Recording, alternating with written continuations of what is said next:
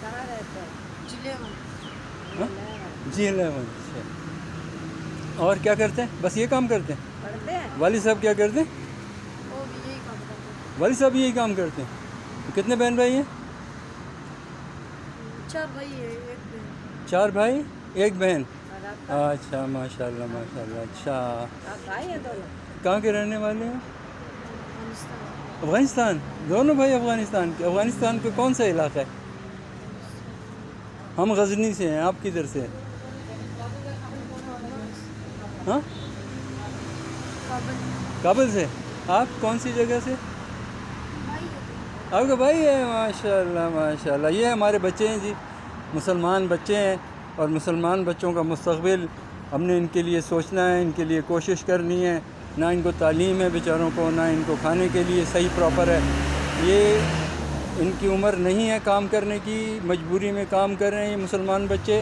اور یہ جو ہے جب سے USSR نے حملہ کیا تھا اس وقت سے ہمارے بچے در بدر ہیں، کوڑا اٹھاتے ہیں. اور وہ بہت سے جوان ہو گئے، بہت سے بیچارے دنیا سے چلے گئے، مگر کوئی حکومت کا پلان نہیں ہے کہ ان بچوں کے لیے کوئی کارڈز وغیرہ کا ان کا بندوبست کیا جائے، ان کے والدین کے لیے بندوبست کیا جائے کھانے پینے کا، رہائش کا. یہ بھی مسلمان ہیں، اور یہ مسلمان بچے یہ ہمارا مستقبل ہیں. یہ افغانستان پاکستان یہ کوئی فرق نہیں ہے، ایک ہی ملک ہے سمجھیں آپ. کیونکہ افغانستان میں بھی مسلمان ہیں اور پاکستان میں بھی مسلمان ہیں، ہم سب مسلمان ہیں. مگر یہ ہمارے بچے جو ہیں ان کے لیے حکومت کو سوچنا چاہیے.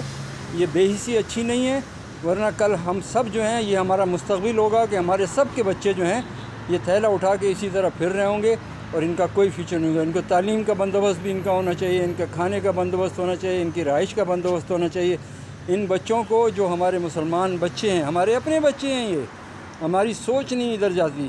یہ ہمارے بچے ہیں، ان کے لیے ہمیں کچھ کرنا ہے. اگر ہم نہیں کریں گے تو اللہ کے ہم نے جواب دینا ہے.